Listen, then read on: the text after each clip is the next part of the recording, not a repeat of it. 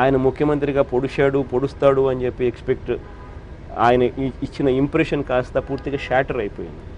రాజధానిలో 4 ఏళ్ళు ముఖ్యమంత్రిగా ఉండి ఇంతవరకు ఒక్కటంటే ఒక్క ఇటుక కూడా పర్మనెంట్ అనే పేరుతో పడలా. పర్మనెంట్ అనే పేరుతో ఇంతవరకు ఒక్కటంటే ఒక్క ఇటుక కూడా రాజధానిలో కనిపించదు.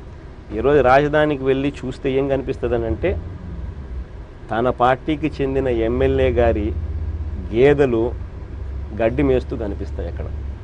ఒక పక్క వీళ్ళు గవర్నమెంట్ ఇచ్చే సపోర్ట్ పూర్తిగా కత్తిరిస్తూ ఉన్నారు, తగ్గిస్తూ ఉన్నారు. సో ఏ రకంగా వ్యవస్థ పోతుంది? Aarogyasri one of the best schemes probably దేశంలో కొలాప్స్ అయిపోయింది. దగ్గరుండి నీరు గార్చే కార్యక్రమం చేస్తూ ఉన్నారు. హైదరాబాదుకు పోయితే వైద్యానికి పోతే ఆరోగ్యశ్రీ కట్టట. ఉన్న హాస్పిటల్స్ అన్నీ హైదరాబాద్లోనే ఉన్నాయి, మంచి hospitals.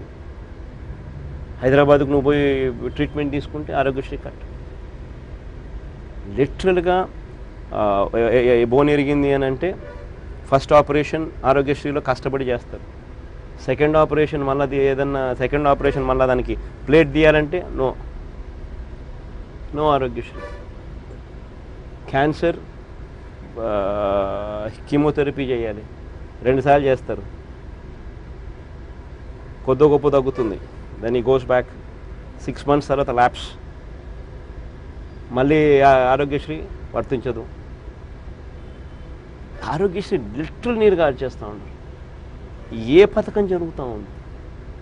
There is nothing happening. Everything is a media hype. ఇల్లు కట్టిస్తానంటున్నాడు.